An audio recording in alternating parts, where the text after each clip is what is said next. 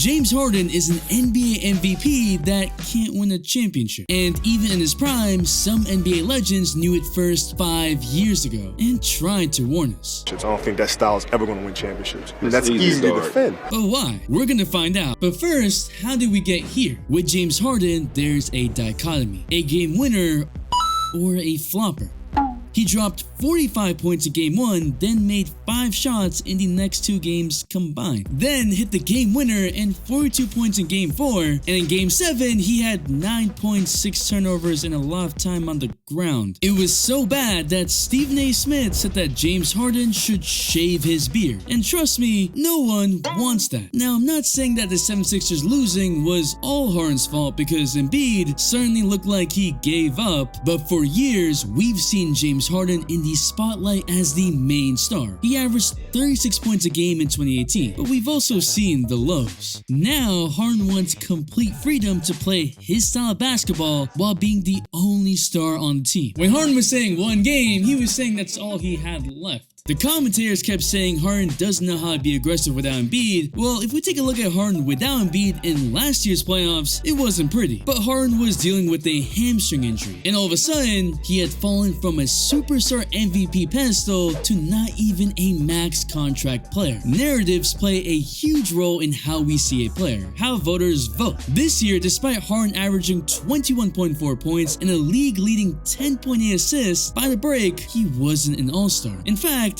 he wasn't even close. The shift was dramatic, and it seems like every game the perception of Harden changes. And now Harden's all of a sudden serious about returning to the Rockets, but one thing has remained nearly constant in the past decade: Harden's inconsistency. What do I mean by inconsistency? The way Harden plays is set up for failure that we've seen over and over again. And unless he makes a conscious choice to change, Harden is gonna have one of those great careers that was self-sabotaged by something that a lot of people are struggling with right now. But to understand, we're gonna need to look at Harden's history in the playoffs of exactly what Kobe said. What is up, dudes? So that's Ballers Players. It's your boy MJ. See, I didn't want to make a video on Harden's downfall, but shit, when you perform like that over and over and over again without taking accountability, it's difficult to ignore what Kobe said. In the middle of Harden's prime, when Ben Simmons is roasting you, you messed up. Back in 2012 on the OKC Thunder, Harden went from averaging 17.6 points, 5.2 in rebounds, 3.3 assists on 45% from the field, and 44.6% from 3 in the first 3 rounds to 12.4 points, 4.6 rebounds, 3.6 assists on 37.5% from the field. In the finals, we blamed Harden's age for his performance in the finals against the Miami Heat. He was a 22-year-old, third-year player coming off the bench for the Thunder and was having a great playoff run until he forgot how to shoot in the finals. The Thunder were always overmatched, but Harden going into his shell didn't help. He was a negative 17 in the closeout game 5, and that would be the start of a trend. That performance was a big reason why OKC decided to trade him away after trying to lowball a contract offer. They thought that they could get the same offensive production from a Kevin Martin? Okay, you messed up. But the real start to Harden's stardom came on the Rockets, and so would the first real issues. Houston Harden would go to another level. He discovered his game, the nightlife, and Lil Baby. On the OKC Thunder, he was a 6th man of the year, averaged 8.6 field goal attempts a game, but in Houston, they put the ball in his hands as the primary playmaker. His usage jumped from 20.4% in his first 3 years to 29% in 2013. He was the main guy, and over the years, even as the offense was designed around him and he became one of the best players in the world, there was a dark secret holding him back. In 2013, Harden would put up monster games against the Thunder in the playoffs, but also 15 points in a league record 10 turnovers in Game 4 and an elimination Game 6 where he shot 32% from the field. In 2014, Harden shot less than 30% from the field in games 1 and 2 and would eventually lose the series when Dame called game. In 2015, Harden finished 2nd in MVP voting, averaging 27.4 points. The Rockets finished 2nd in the the West. His usage was 6th in the league, and in the second round, the Rockets found themselves down 3-1 against the Doc Rivers Clippers. And if you know anything about Doc, that man loves blowing leads. Harden had a 26-point triple-double in Game 5, but shot 5 of 20 from the field in Game 6 and was benched in the fourth quarter. The Rockets were down a lot, but Josh Smith and Corey Brewer said nah and willed the team back while Harden sat on the bench. Clippers gonna choke, huh? So the question at this point is obvious. Why isn't Harden consistent in the playoffs when he's a star in the regular season? And what immediately comes to mind is free throws. As Harden started to get more and more of the ball, he began to draw more and more fouls in some ridiculous ways. Don't hate the player, hate the game, even if fans did hate this style. Yet in the playoffs, softer fouls don't get called and defenses key in. And there is a slight decrease in Harden's free throws, from averaging 10.6 attempts from 2015 and 2019 to only 8.6 in the playoffs. You could say that a lack of certain calls prevents Harden from being consistent, prevents him from getting into rhythm. After all, Harden has made more free throws than field goals in his career, but that won't explain what happened in 2017. Even though Harden's out of the playoffs, I'm still on PrizePicks, the sponsor of today's video. It's you against the numbers, and you can win up to 25 times your money on any entry. It's daily fantasy made super easy. Pick 2 6 players, and if they'll score more or less than their PrizePicks projection, you get paid. With Taco Tuesday, I picked Anthony Davis more than 18.5. That's easy. And Jokic over 27.5 because he's the best player in the world. Both for game 1, and they battled it out. See, Harden, that's how you get your teammates involved. And we hit easily even if my Lakers lost. You can also pick assists, rebounds, and different sports too. Picks can be made in 60 seconds or less. It's that easy. All first-time users deposit and use the promo code MJ2K will receive a 100% instant deposit match up to $100. So download PrizePicks today and play daily fantasy sports with us. Make sure you use the promo code MJ2K when you sign up and tell me which player you have the most faith in that's left in the playoffs. The Rockets faced the Spurs in round 2. The series was tied 2-2, and the Rockets lost a tough game where Harden had a 33-point triple-double. A Game 7 looked inevitable after Kawhi and Tony Parker sat for Game 6 in Houston, but Harden scored 10 points on 2 of 11 shooting. Instead of forcing a Game 7, it was 61-42 Spurs at half, and eventually ended up being a 39-point loss. But it wasn't that Harden wasn't getting calls. In fact, from tip-off, Harden just looked out of it. He wasn't aggressive, he was passing out shots like, what is this? That's terrible. Apparently, he ran out of gas?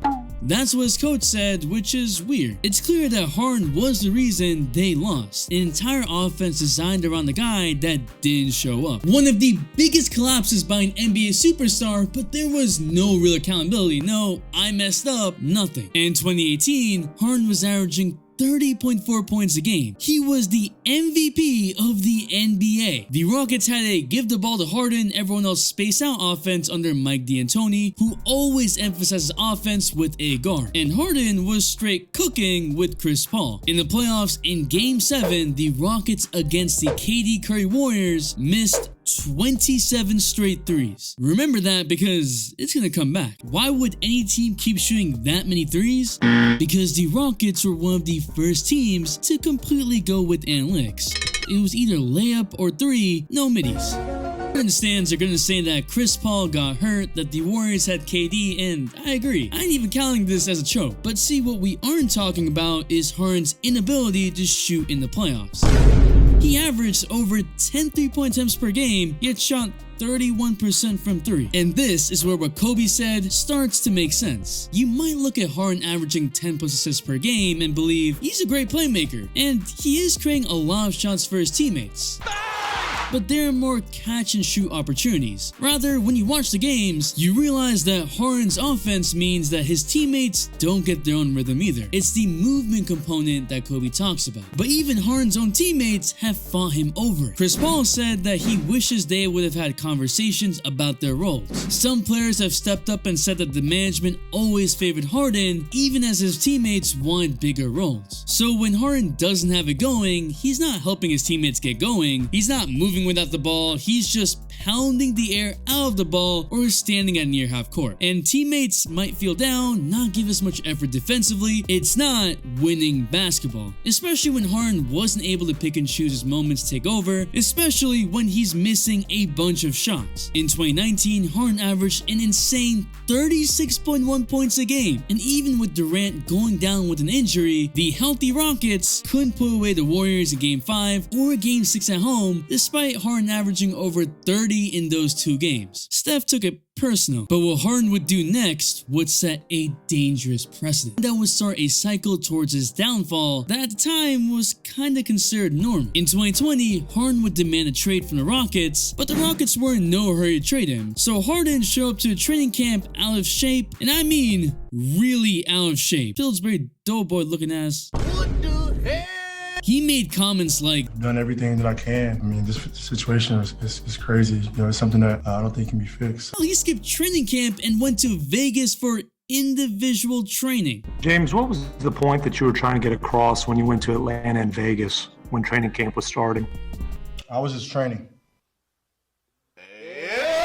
Sure, not the strip clubs that they caught you in. It was a superstar tantrum, and he got his wish. He got traded to the Nets. He also looked like he immediately lost weight fast to Harden, and while being an MVP candidate for a while on the Nets, that relationship with Kyrie, where Harden wouldn't get exactly what he wanted, didn't necessarily go so well. And as soon as he went out, he demanded a trade, and again, got out of shape. It was a lack of accountability, not wanting to stick through the rough patch, and immediate gratification. There was an actual debate on whether Harden was the best scorer in NBA history. Yes, over Michael Jordan, over Kobe, over everyone. Advanced stats might show that he was efficient, but that was a lot with the free throws. In the playoffs, while his overall stats might look great, being a great scorer means that you show up every night. You can't not show up for 40 to 50% of your games. But according to Harden, he's one of the best teammates the NBA has seen. That hubris was cut real quick when the NBA decided that they had had enough. The NBA changed rules to prevent Harden's style of drawing fouls, and we saw Harden really struggle to score relative to his previous standards. In the past 2 seasons, he's only averaged 21.5 points, and his free throw attempts are down to 7.3 per game. Yes, he dealt with a hamstring injury that also prevented the Nets from fulfilling their goal, but run it back, right? I mean, he did say, Healthy James Harden. Scary hours. The Nets were supposed to be a championship team, and when Kyrie and Durant left this season, Harden came out saying that I don't look like the crazy one anymore. And now after 2 bad playoff runs with the Sixers, with a big man MVP on your team, you're looking to the Rockets, to the Suns. During the middle of the past season, before the playoffs lost, there were reports of Harden thinking about a Rockets reunion that he denied, but now it's apparent that it was true. What's the excuse now? Even in the midst of Harden's historic seasons, Kobe said he wouldn't be able to win with that style, and that's still correct. The great scoring guards knew when to get their teammates involved. They didn't pass for the assist, they passed to get other offensive sets running. But don't take my words for it, take the great Kobe Bryant's words. And then Phil calls me to his office, goes, hey, you know, we're starting to lose the big fella. This 40-point streak is starting to kind of take away his fire, right? So I need you to start dialing it back. We're going to lose him, and we need him in June. Okay, all right, it's a blowout game. I dumped the ball in the Shaq instead of shooting a wide open shot. The 40-point streak ended that night. Yes, he deferred to Shaq in the regular season knowing that they need him in the playoffs. Harden wants the basketball freedom to be himself, so the excuse actually is that he wasn't playing his style when they lost. But when you've had one of the highest usages in NBA history, we've seen your style, James, for about 4 years, and unfortunately, it doesn't work to win a championship. You don't need stats, you just need to watch the games. This doesn't mean that Harden isn't a really good player right now. Yeah, he should be an all-star right now. We're holding him to a higher standard because he's out here saying he needs to be a solo star, but it's a reality check. He's doing what other stars do currently that is ruining the game. Ben Simmons, Kevin Durant, Harden all have requested trades, forcing their way out of teams rather than sticking it out for their contracts. Ben literally sat out and didn't play. The Nets realized that Durant had no leverage and said nah for a while, and Harden partied his way out. Gone is loyalty. And with that, it's really easy to blame rosters. James Harden is one of the most gifted scorers in NBA history. He found loopholes that took him from really good to damn near unstoppable. Yet it's time to look at yourself in the mirror and be real. Don't chase some immediate gratification on a super team that you'll end up leaving when things get rough or don't go exactly your way like the Sixers. And don't start blaming the brand of basketball, the roster construction. You've had 10 years to make it to the finals and have had legitimate chances. This approach is something that I hope more and more stars, in fact something that we all should do. We gotta hold ourselves accountable. It can't always be someone else's fault. Sure, 2018 didn't fall your way, but 2019 with Durant getting injured did. Work on yourself to give yourself the best opportunity to succeed. The all-day notification shout out goes to Easy Hoops. Thanks for the all-day support. If you want to know why DeMarcus Cousins is banned from the NBA and playing in Puerto Rico, there's a video right here. And if he's still here, you're a real one, so comment one game so I know. It's your boy MJ. We out.